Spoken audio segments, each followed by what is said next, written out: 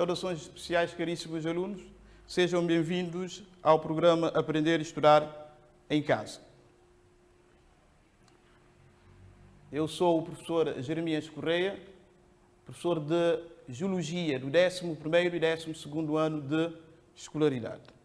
Antes de irmos para o sumário da aula de hoje, gostaria de chamar-vos a atenção para o facto de estarmos a viver uma pandemia, a pandemia do Covid-19. Portanto, lá em casa ou na rua, siga as orientações das autoridades sanitárias, porque esta luta é nossa e juntos vamos vencer.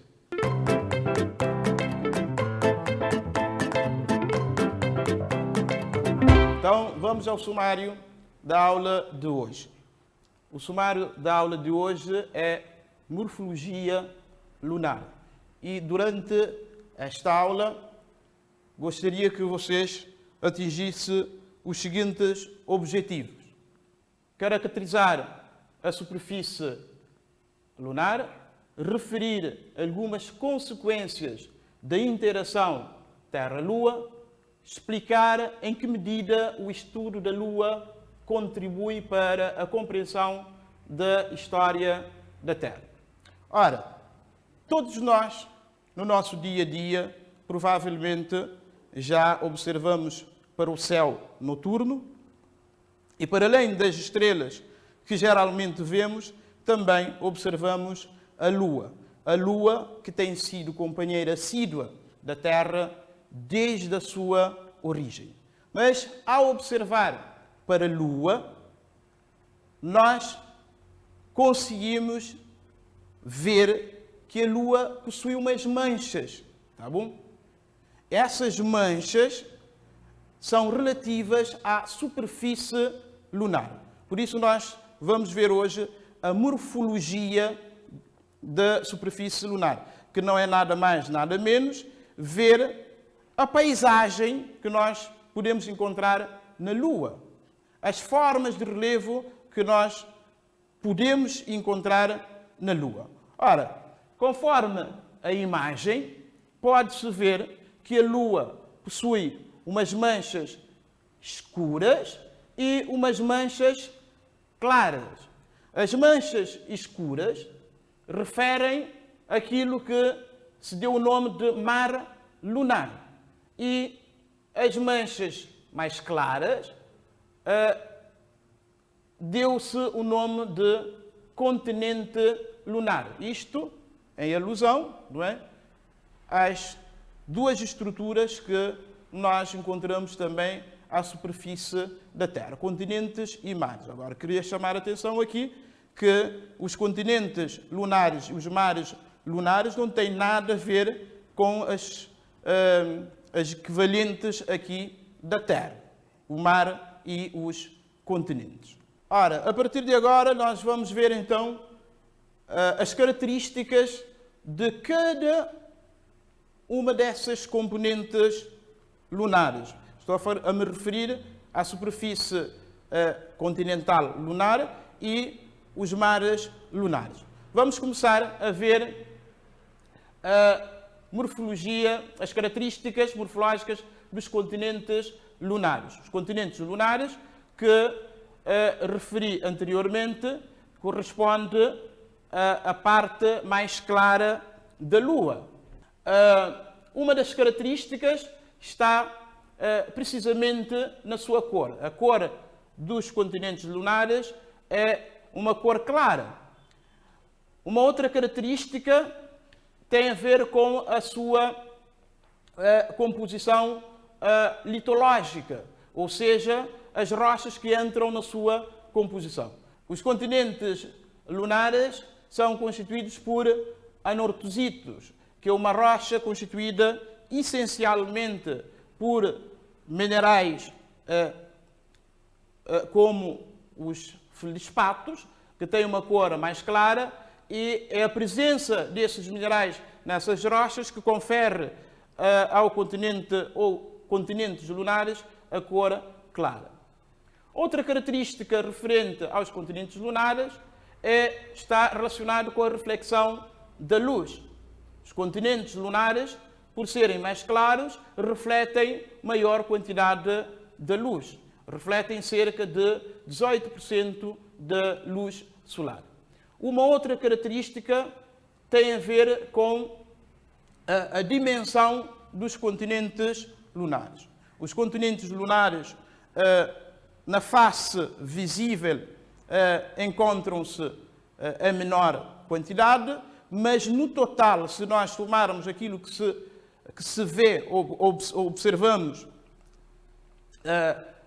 na face visível e na face oculta da Lua, os continentes lunares correspondem a cerca de 2/3 da superfície lunar.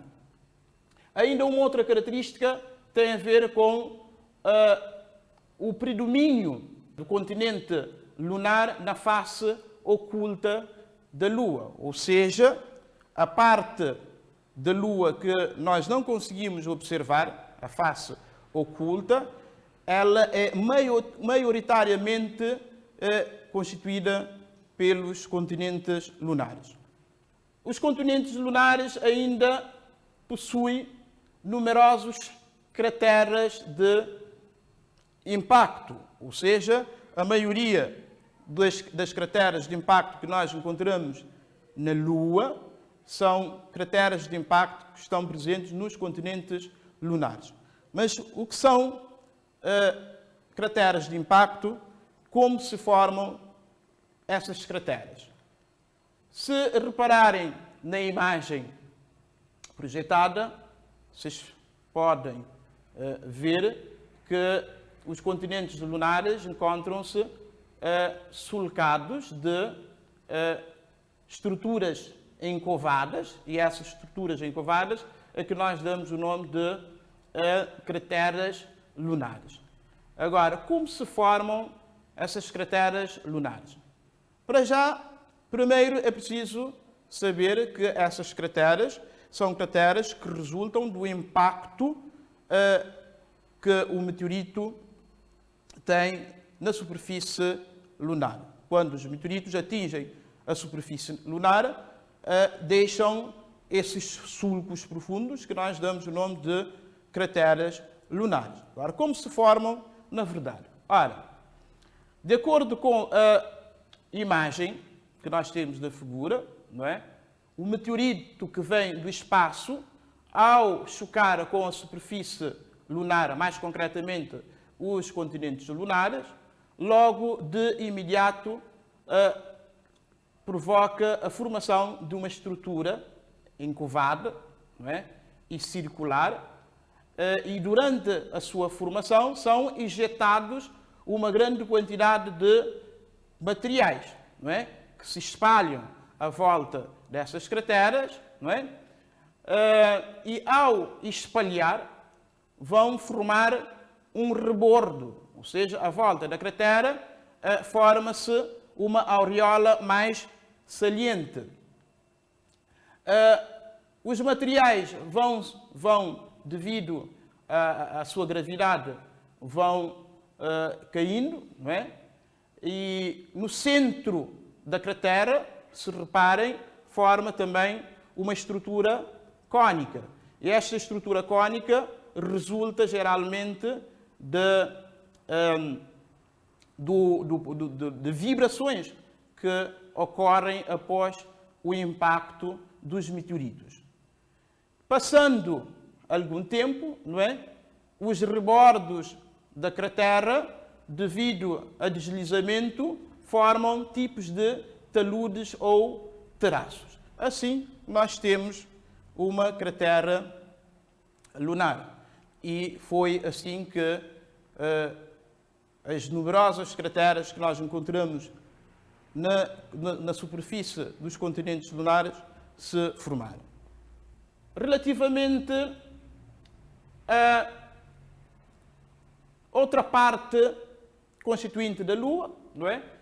Que estou aqui a falar dos mares lunares, também apresenta a sua morfologia que a diferencia dos continentes lunares, obviamente. Vamos ver essas características. Que características apresenta os mares lunares? Primeiro, a característica mais saliente é a cor. A cor dos mares lunares é uma cor mais escura, não é? E esta cor escura está relacionada com a constituição das rochas que entram na composição ou na constituição dos mares lunares. Os mares lunares são constituídos por rochas mais escuras, neste caso o basalto, não é? O basalto que nós estudamos no 9º ano de escolaridade, que é uma rocha muito abundante aqui em Cabo Verde e que tem uma cor escura. É precisamente esta rocha que confere aos mares lunares uma cor escura. Ainda uma outra característica tem a ver com a reflexão da luz. Ora, se a superfície dos mares lunares é escura, evidentemente que reflete menos luz, não é? Então, logo, os mares lunares refletem cerca de 7% da luz solar. Uma outra característica muito importante dos mares lunares é a configuração do seu relevo. O relevo dos mares lunares é um relevo plano. Para além de ser um relevo plano, é um relevo também mais baixo, tá bom? É um relevo mais baixo, então é um relevo plano que posteriormente o professor vai explicar como se formam os mares lunares.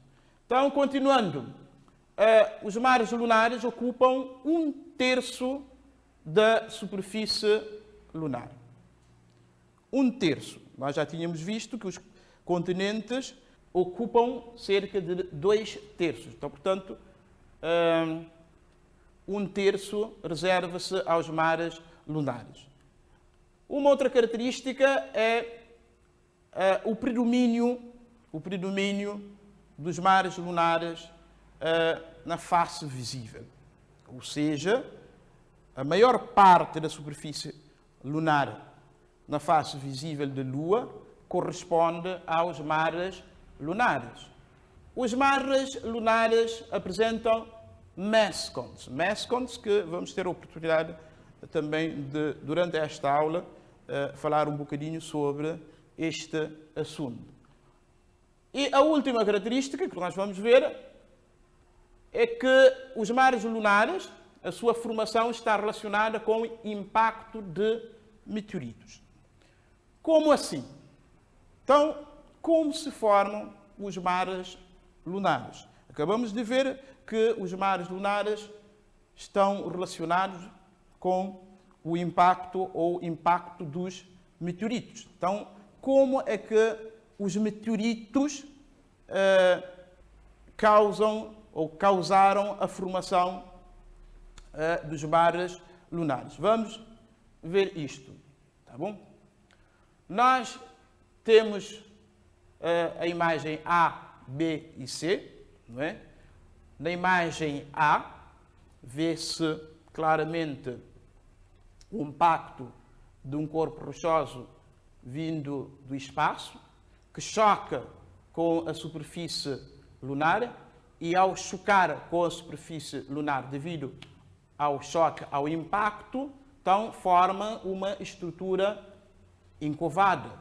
E dependendo logo do impacto, da força do impacto, pode-se a crosta lunar fraturar. E desta fratura, estamos na imagem B, desta fratura podem ascender material líquido do manto lunar, ou seja, do interior da Lua. Neste caso, o magma lunar. E o magma, ao ascender, não é, à superfície, transforma-se em lava, vai preenchendo, não é, vai preenchendo, na última imagem, pode-se ver, vai preenchendo aquela estrutura encovada, não é, a cratera de impacto, vai preencher com a lava, não é? Uma lava escura, por isso mesmo é que vimos ainda agora, atrás, vimos que os mares lunares são escuros por causa da presença de basalto. O basalto que nós encontramos nos mares lunares tem origem devido à ascensão do magma resultante do impacto dos meteoritos. A outra imagem ainda é muito mais elucidativa. Pode-se ver também uma das características que o professor acabou de referir, que os mares lunares são mais baixos, não é? Encontram-se mais baixos e na imagem podem ver muitas fraturações que resultaram do impacto dos meteoritos e dessas fraturações ascendeu o magma até a superfície e preencheu a cratera lunar, dando origem aos mares lunares. Ora, na base da cratera, da anterior cratera, nós podemos encontrar massa de grande concentração. Quando se faz a análise através de um gravímetro, pode-se verificar que nesta zona nós encontramos anomalias gravimétricas positivas, ou seja, que resultam da alta densidade do material que se encontra nos mares ou dentro da cratera que deu origem aos mares lunares. Esta massa densa é que se deu o nome de mescons, não é? Que é uma palavra inglesa, massa, que é igual a massa de alta concentração. Ora, a Lua e a Terra estão juntas desde o momento em que a Lua se formou, não é? Nós vimos na aula anterior que as duas estão presas uma na outra devido à interação dos seus campos gravíticos, tá bom? Então, a Lua, desde aquela altura, é companheira, como costumo dizer, assídua da Terra. E entre esses dois planetas há uma interação.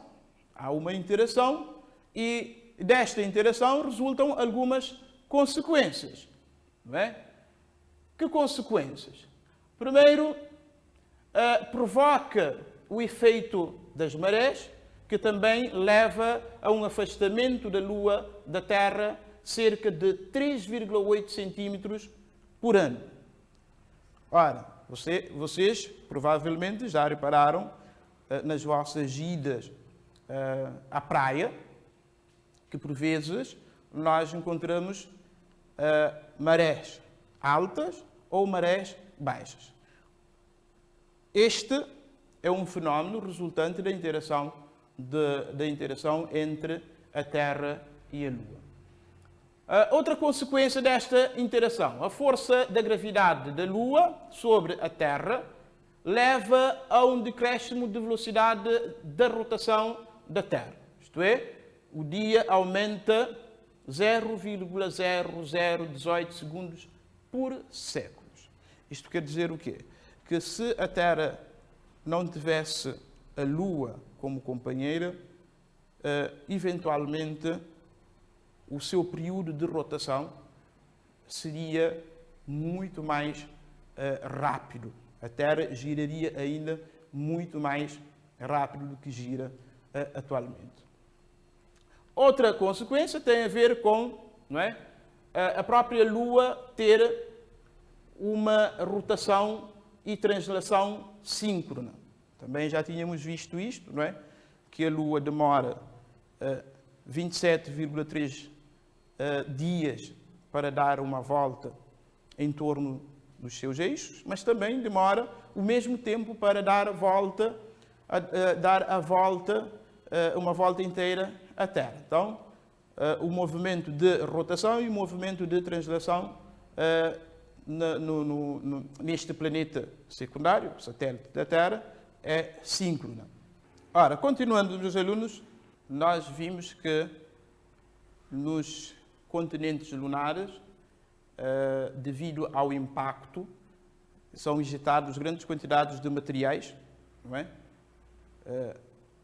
A uma altitude considerável que depois vão caindo devido à gravidade à volta da cratera, não é?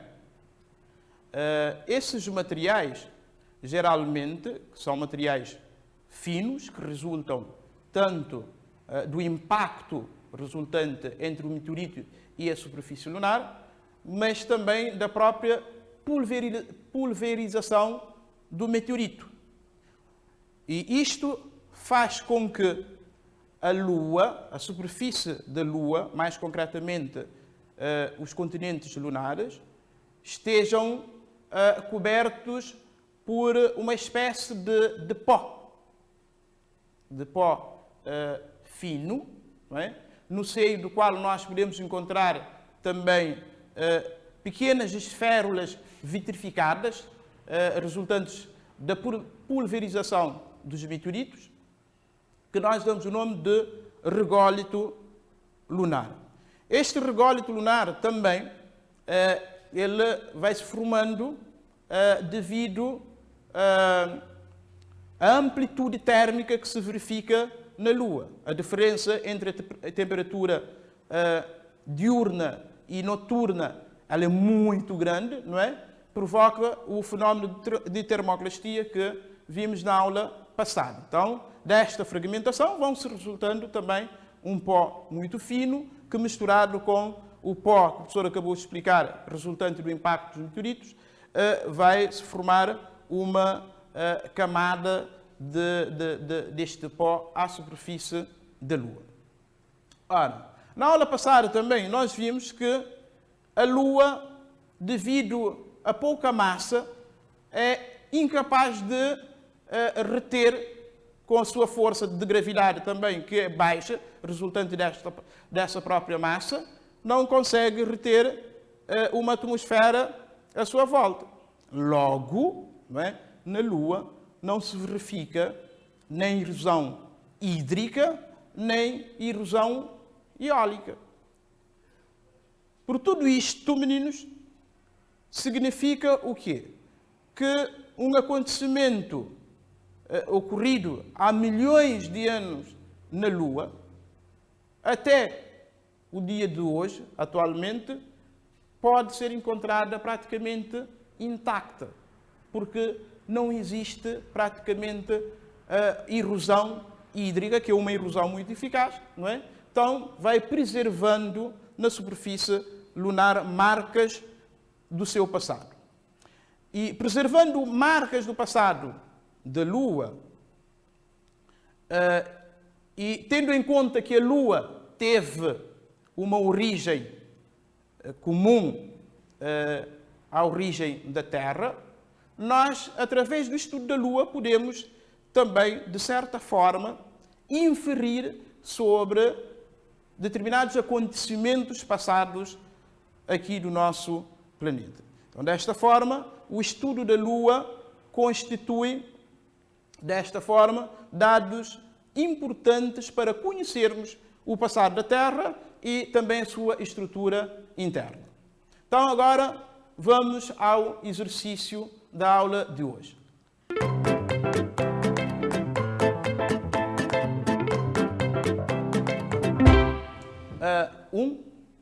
Vocês têm uma imagem da Lua. Pela observação da figura, faça corresponder a cada uma das grandes unidades, continentes e mares, as seguintes características. Vocês têm na imagem o M, que refere-se aos mares, e o C, que refere aos continentes lunares. A linha A, refletem mais luz incidente. A linha B, refletem menos luz incidente. A linha C, apresentam uma superfície mais acidentada. A linha D, a sua superfície é mais plana. A linha E tem um menor número de crateras visíveis. Então, vocês têm um tempinho para responder a essas perguntas. Avante, meninos. Eu sei que vocês são inteligentíssimos, portanto, sei também que vocês são capazes. Vamos trabalhar.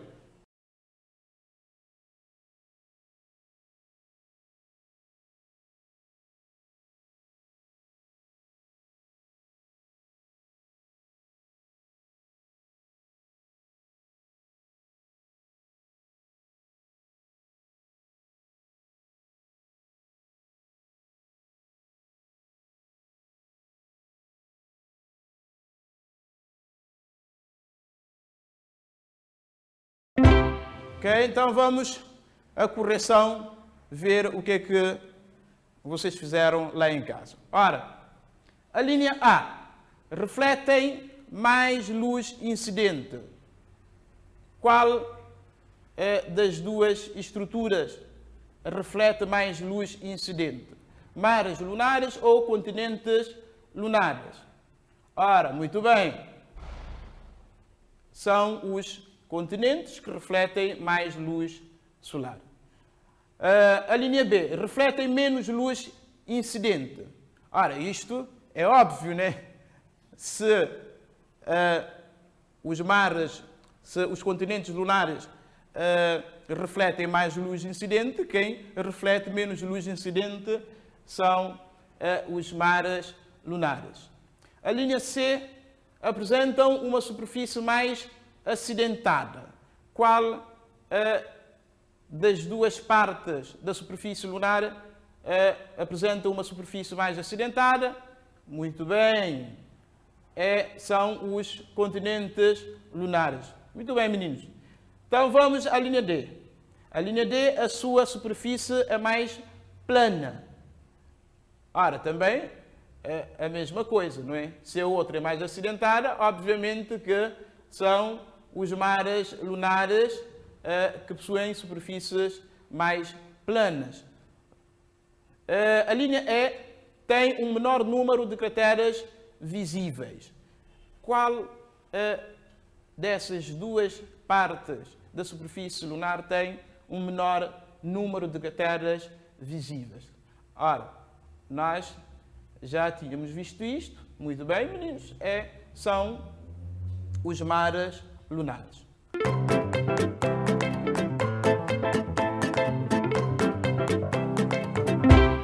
Agora vamos para o TPC. Tá bom? Vamos ver o TPC, um trabalho que vocês vão fazer em casa. Peçam ajuda dos vossos pais, dos vossos professores, para conseguirem fazer esta pergunta de uma forma mais acertada. Comente a seguinte frase: a Lua constitui um instantâneo fotográfico da Terra. Pergunta lá em casa aos vossos pais o que é que significa instantâneo fotográfico, porque sei que vocês são da geração digital, portanto, podem ter alguma dificuldade em saber o que é que significa instantâneo fotográfico. Então, meninos, chegamos ao fim da nossa aula. Então, vamos ver ou recordar o que é que vimos durante esta aula. Vamos ao resumo ou síntese. Durante esta aula, nós fizemos a identificação e caracterização das principais unidades morfológicas da Lua. Vimos que a Lua possui uma parte mais escura, que nós damos o nome de mares lunares, e uma parte mais clara, que nós damos o nome de continentes lunares. Depois, passamos para, não é, a explicação sobre a formação de algumas estruturas relacionadas com a superfície lunar. Mais concretamente, vimos como se formam as crateras de impacto. E, por último, vimos as consequências da interação Terra-Lua. Não é? A Terra e a Lua que estão sempre juntas, e desta interação resultam algumas consequências que nós vimos durante esta aula. Então, meninos, chegamos assim ao fim de mais uma aula de Geologia no programa Aprender e Estudar em Casa. Fiquem bem e tenha em atenção as dicas que no início da aula o professor pediu que vocês façam sempre, tanto nas vossas casas como na rua. Tchau!